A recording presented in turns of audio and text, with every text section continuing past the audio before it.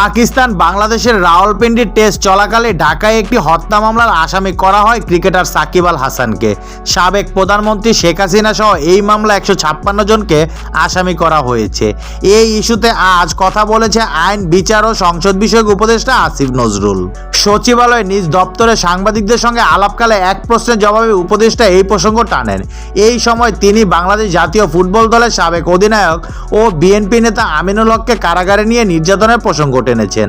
সাকিবের বিরুদ্ধে হওয়া মামলার বিষয়ে দৃষ্টি আকর্ষণ করলে আসিফ নজরুল বলেন, এটা তো আওয়ামী লীগই শুরু করেছিল, ঠিক না? আমিনুল সে ফুটবলার, সাকিব তো বাংলাদেশের রাষ্ট্রের জন্য কিছু বয়ে আনেনি। সাকিব নিজেই অনেক কিছু অর্জন করেছে, আর আমিনুল রাষ্ট্রের জন্য পুরস্কার বয়ে এনেছে।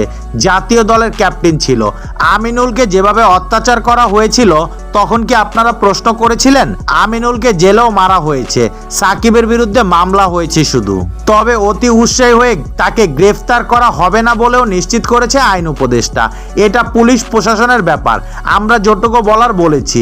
মামলা বা এফআইআর হওয়ার মানেই কিন্তু গ্রেফতার হওয়া না। আমার বিশ্বাস স্বরাষ্ট্র মন্ত্রণালয় থেকে উদ্যোগ নেওয়া হবে যাতে তাকে কেউ অতি উৎসাহিত হয়ে গ্রেফতার করতে না যায়।